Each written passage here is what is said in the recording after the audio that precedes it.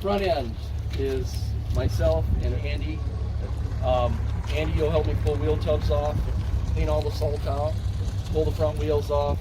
The large pry bar is just inside the door of the trailer for getting the front wheels, compressing the springs to get the front wheels off. Looking at wheel lug bolts and the tapped holes in the hub. Never sees all that as required.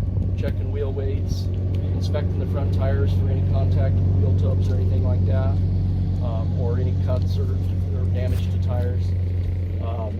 Clean the back sides of the wheels, remove all the salt. I've got about 9 cans of the non-stick spray that we'll coat everything with, keep the salt from sticking to stuff, hopefully. Same with rear wheels. Same thing with rear wheels. We need to coat them when you have them off this morning too. Okay. Yeah, they're not coated yet. They need to be coated. We will probably also spray up the whole wheel well in the car in the pockets that you added. So What do you use for that? the red cans, that lanolin based spray, Okay. the non-stick spray that I. Should we spray the inner tubs? Is that what you're They need. Yeah, that's what I'm saying. We spray yeah. the inner tubs and backside of the front wheels too. Okay. Front tubs are currently sprayed, but yeah, they'll need to be reapplied. They seem to be reapplied. Inspect the suspension, 4-link track locators, coilovers.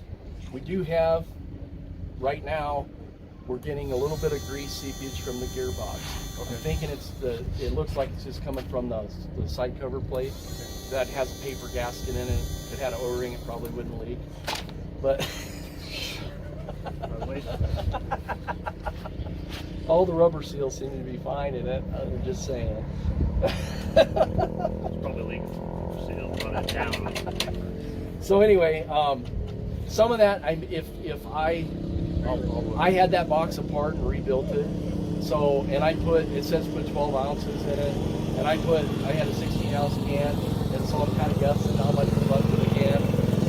It may have a little too much grease in it. That could be causing that as well. So it's not a big deal. It's not a big deal, but we need to clean it up every time. And the heat, as that grease melts, it seeps out of there. The steering U-joint, shaft support, steering box for play. We'll double check that play. We need to watch the end play on that. Everything seems to be seated in this one now, but the box that I took out of here, I think we actually had a defective box from Borgeson that didn't have one of the bearing races wasn't seated all the way. Look at the drag link, tie rod assembly, check the remaining fasteners for looseness, damage, wear. Front tire pressures go to 50 psi. Write down all applicable information in the logbook. Eric Hansen, you're checking our work up there. You check it, then we'll set it on the ground and torque to 95 foot-pounds, and then you'll double check that. And once that's done, we'll put the tubs and those stuff back on. Beginning of the day stuff, we really don't. We can go over this. It's probably not pertinent right now. We can do this. Well, if the driver's meeting is at 9, You guys probably should get to that.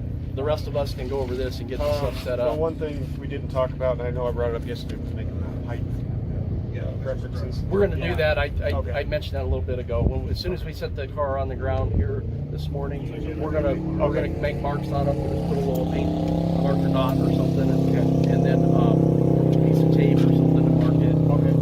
And then we got to document that in the logbook. There's a place for that on the logbook. Okay. When y'all get here in the morning and the first fire up, you normally put the heat in the motor that way, so it soaks.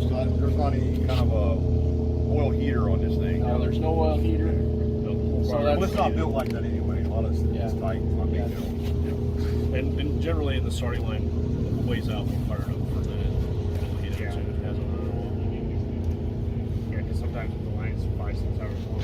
So out of all this, the only thing that jumps out at me from everything, I mean, everything sounds good. Everything's nice and organized. I know you guys are already badass at work well together. Don't say the ass word on video. But when you said the heat, that to me is kind of kicking out a little bit. So I don't know a lot of times conceptually how they do in a body like this, but it would be one of those things that I think would be very beneficial for us to even have something, maybe a scallop in and out would probably aid. And so maybe it's even a good thing to even maybe put a GoPro somewhere in here that can aim down in here and look at this. We want to see the heat that's developed by this, because you'll be able to see it. And we don't have any time. Do we have an ambient temperature in our bay? Do we know how only thing we have is The up pipe. yeah. Okay. Just, Yeah, there's nothing ambient in the engine bay, I guess. We could add that. We have room right there to add. Engine side. because what really is the unknown. Because if we finish the run, that's something we're not going to know because you can't go pop it off. And it's like, oh, it's hot. After these couple rookie runs, we're going to be turning CO2 on and off. We'll see what it's really doing, but we're not laboring yet. We go make a full hit, and we don't really know. It's like, oh yeah, it feels kind of warm. So again, it's one of the only things on this project that's not really a known.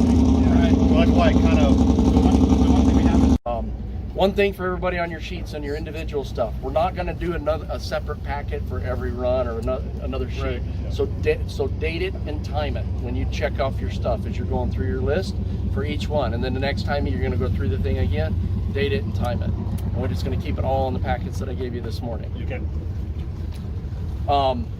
I'll be doing this. This is when I mentioned in there the data log sheet. This is where we're documenting stuff like that. I want to go over this with Shane. This is very rudimentary, very basic stuff.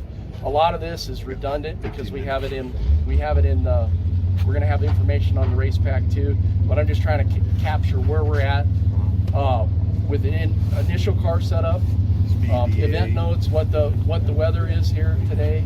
Not that we're going to see weather fluctuations through the week here that much. It looks pretty consistent, but for our information, if we come back next year with it, and the weather's a lot different next year than it is here, what different density, altitude, different water drains, different humidity, you know, so stuff like that. But I like to, anything that we find, this is kind of our Bible. So anything we find, we want to make notes, and we're going to change stuff for next year. I want it captured in here. I want to capture it on your sheet.